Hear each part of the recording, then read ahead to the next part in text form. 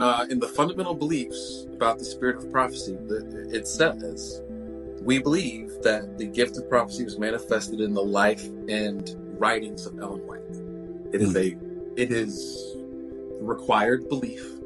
You don't have to swear to it to get baptized or anything, but it is very much integral part of the system because it's the second half of Revelation 12:17. And so if the testimony of Jesus means anything other than the gift of prophecy as manifested through Ellen, then Adventism is incorrect about how it's reading Revelation. I see. So it can never give up belief in Ellen. And this is a thing that happens with Adventism, is many Adventists will not read Ellen White, will not quote Ellen White, don't like to read or talk about Ellen White.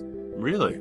But will never say she was not an inspired prophet. You have to believe she's inspired, whether you find her words valuable to you or not, because it's the identity. It predicted by John identity in Revelation. What is people's discomfort with her within the tradition? Why would there be people who wouldn't not want to appeal directly to? First off, you have to believe that God spoke to her more than everyone else combined.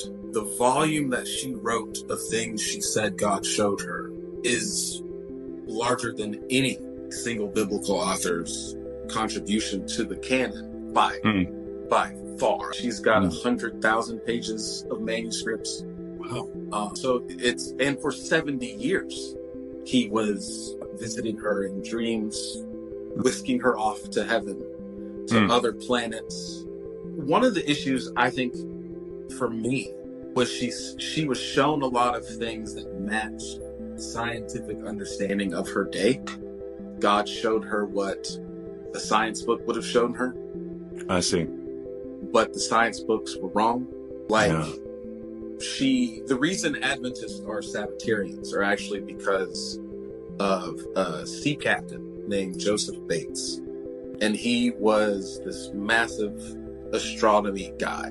And he was an influential man in the Northeast at the time. And because of the failed prophecies of the prior leader of the movement, they needed jump start to bring people back in. And this guy had a way. They wanted to win over Joseph Bates. And Ellen and her husband go to visit Joseph Bates at his house. And she falls into vision while at Joseph's house and says that she's been whisked off to a planet with rings. Wow. And 7 moons. And so she's describing Saturn.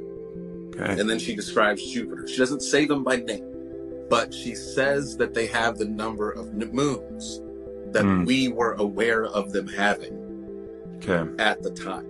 Now, she's off by 90-something moons. I mean, which is fine. But it's the argument is, if God had shown her how many moons Saturn really had, and she told Joseph how many moons Saturn really had, he would have said she was wrong, because he knew how many we had discovered already. God showed her what he needed to show her to convince him, not the truth. So then you get into this thing where God's inspiration's not always true. It's what it needs to be in the moment, which an Adventist would never say about any part of the Bible. We're changing things to keep her. It was those little things I started to notice. Now, later I found out some things she said about slavery, which she is the mid-1800s. I'm not holding her to an impossible standard. But there's a quote where